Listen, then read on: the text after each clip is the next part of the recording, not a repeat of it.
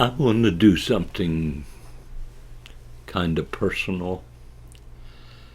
I want to talk about I amness, and I think you will enjoy it. I think it'll be rewarding. I think it's, for me, very, very personal. When I was traveling a lot, I got so that when I was asked on the plane, "Are you a Christian?" I wasn't trying to play any games. I was trying to tell them really where I was, and I would say, "I'm not so sure.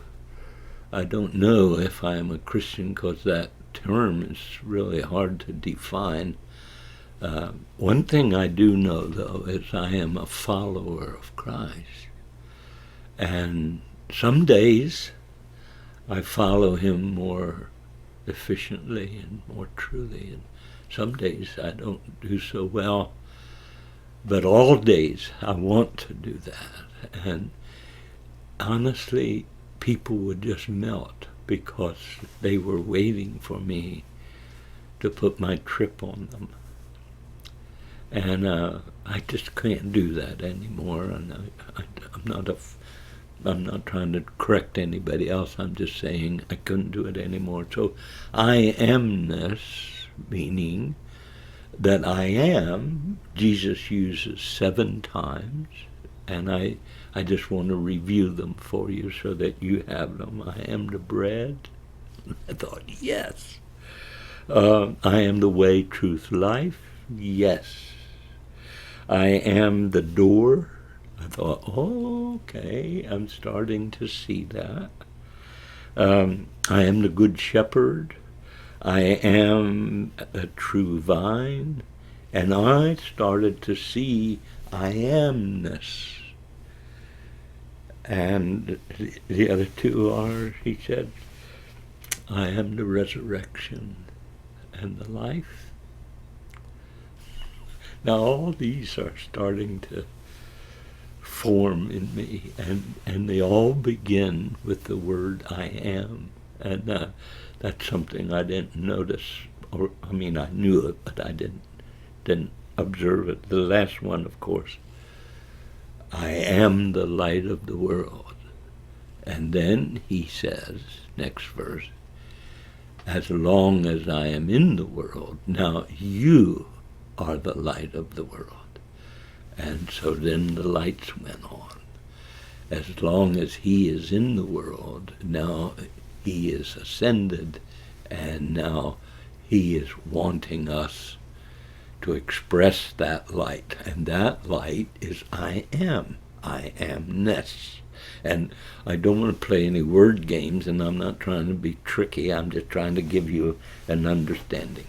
Now, this comes from what is called in the Old Testament tetragrammaton, meaning the I am, I was, I will be, meaning eternity. And he says, I will become what I need to become to meet the needs of my people. And then we see him move through the Old Testament, problems in Malachi, and then the incarnation. And we see him needing to become human. And it goes something like this. Isn't it funny? As soon as I touch that, man, waves of joy and tears start moving up in my person, because I really do love the Lord Jesus. Now God the Father writes his story before the world began.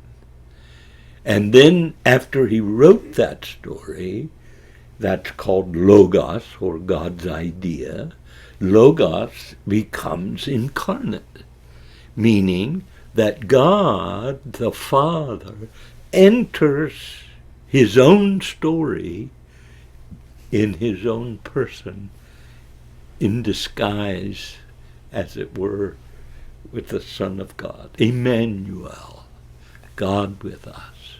Now, what I want you to work with me on is a lot of conflict. In fact, I didn't even want to. I thought about not even doing this, because once you touch Christology, everybody gets worried and gets all excited. And now, what I want you to do is listen to me. I don't have anything to put on you. I want you to think through this, and it's not complicated. When Paul Harvey was trying to explain incarnation, he did that with the snow geese, and the snow geese were banging into the window, and he's trying to save the snow geese, and then he says, this dad says, "Oh, if I could only be a snow geese and I could get them into the barn, I could save them from freezing to death." And suddenly he realized what he was saying, because incarnation is God entering the story. And so when God enters the story, the beautiful thing starts to come down, which is Matthew 11:27. Now listen. No one knows who the Son is. The Greek word is epignosis, meaning no one really knows who Christ is. Then he uses the same word, no one knows who the Father is. And I thought, oh, God, you preserved the mystery. Now, everybody is going to tell you their Christology, and be my guest. Not wrong. Most of it is not wrong, just inadequate. And it doesn't take us where it needs to go. Where do we need to go? We need to go to understanding Christ. 58 times he is called Son of God. I believe he is the Son of God. 199 times he is called Son of Man. And then I saw, where is the emphasis? The emphasis is on his becoming human. He is human as God intended. The moment I saw that, these two terms are not used interchangeably. They're used carefully and biblically accurate. And I'm not trying to put it on you. I'm just telling you. Now, I amness means that I am not able to tell you who I am without using his very term. I am the Son of Man. I am the light. I am the bread. I am not trying to be God. The end result is to become human, not God. Christ became incarnate in order for me to be restored to my humanity. Here's what Acts teaches us. The whole world will be judged by a man. And I thought, of course, the implication's not complicated.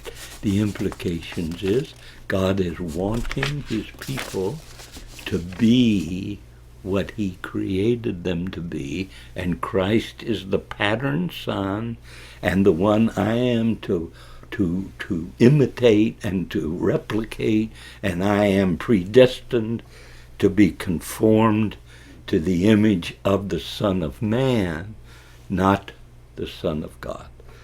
The creeds, the scriptures teach us he became fully human, and then predetermined me to be conformed to his image, which means that I am to be human as he is human. And now I want you to hear this, please. And all my growing up, all my seminary training was afraid of pantheism. You are trying to be God. No, I am not trying to be God.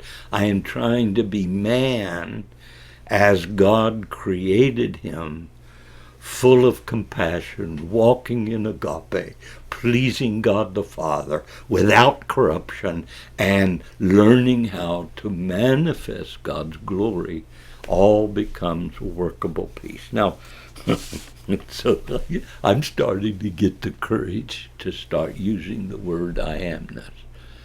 I am his son. I am not God.